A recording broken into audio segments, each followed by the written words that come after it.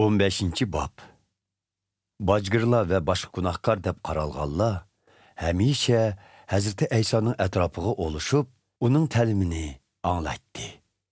Pərislər bilən Tevrat ustazları qodulduşub.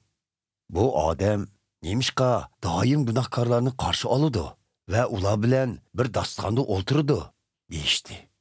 Şuna Həzreti Əysa bu haqda ulağa mundaq bir təmsilini sözləb bədi. Əgər işinlarda bireylərinin 100 tuyak qoyu bulub, onundan biri yoqulub ketken bolsa, o qandaq qılıdı. O cəzmən qalğan 99 qoyunu otlaqqa taşlab, heliqi yoqalğan qoyunu tepilğuça izdəydi.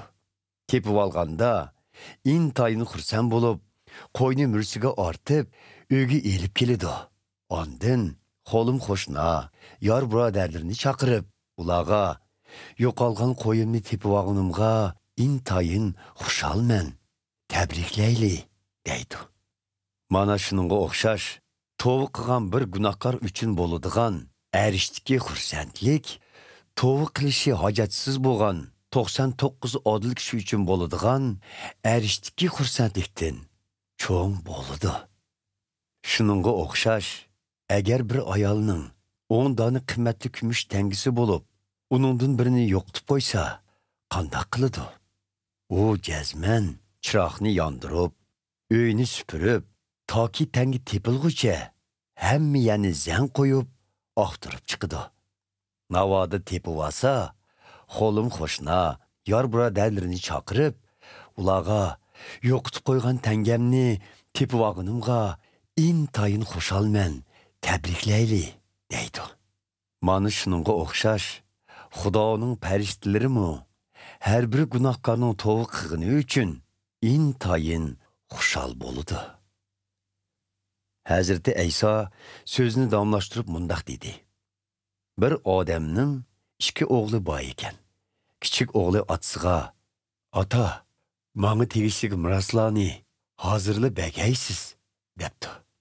Atsı mal mülklerini 2 oğluğa bölüp beripdi.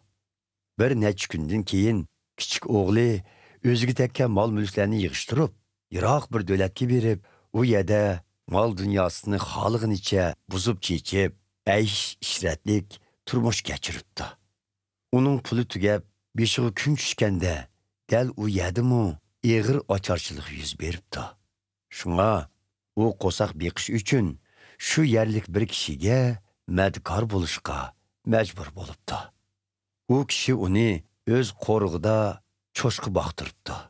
O, çoşqığı berildiğen pırçaq postu bilən qosuğunu toydumaqçı bopdu, lekin onu mu heç kim bəməbdi. Keyin o əxligi kelib, atamның mədkarlarının həmisinin yemək işmigi eşip turubdu. Mən bolsam, bu yerdə açlıqdan öləmdi mən.